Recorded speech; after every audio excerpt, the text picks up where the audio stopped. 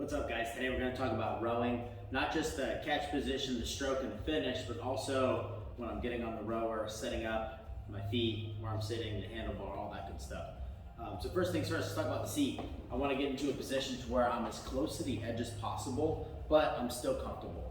I want to get as long as I can in the front, and I want to gain as much distance traveled here, not necessarily back there. So being on the edge of my seat is going to allow me to gain maybe a quarter inch, half an inch over a long distance. That can make a big difference. Next thing is going to be our feet. I'm going to trap my feet in. I want the strap to go across like my bottom shoelace. It's a really good gauge on where to adjust the foot pedals.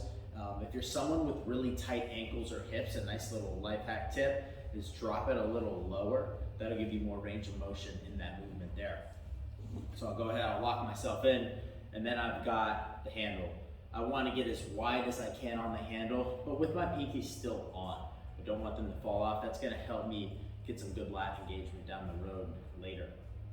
While I'm holding this, I'm going to have my arms straight in front of me. I'm about to demonstrate the catch position. I'm also going to slightly, like I'm going to break the handle and slightly turn my elbows toward the floor. That's going to help create some tension in my thoracic spine and engage the lats.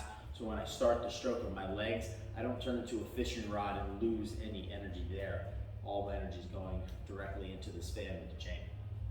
So I'm gonna get in position, my catch position, which is gonna be the front here. If you're newer to rowing, I'm gonna recommend that you keep the heels down. Don't let those peel off. That's gonna prevent us from getting into this poor position here. So I wanna be basically mimicking like my deadlift setup. I've got a gap between the seat and my heels. That's going to put me into a really strong starting drive position. Okay? Making the core nice and tight, not turning into a fishing rod, locking the lats in, and that first pull is going to be the legs are extending. Once the legs extend, I'm going from 11 o'clock to 1 o'clock with the torso, the hips open, and then the arms are finishing right to about the sternum.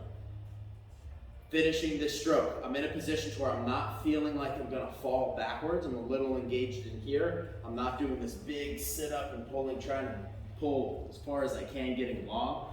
It's gonna be just wasting way too much energy than we want to. Finish this strong finishing position. Arms are gonna go first, then the hips are gonna go, then the legs are gonna go, okay? I want that sequencing, and it's very important because that's gonna make sure I get into another really strong catch position for my next row stroke.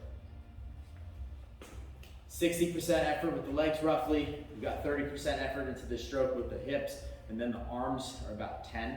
So when I do finish a stroke, arms are gonna come back immediately, hips are gonna come back a little slower, legs are gonna return the slowest. We're trying to get the muscle groups that are producing the most power for our rowing, the most rest possible. So I'm gonna be very explosive out, then like a 2-to-1 work to rest ratio coming back in.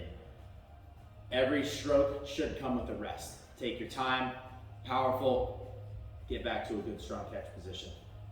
Have fun rowing.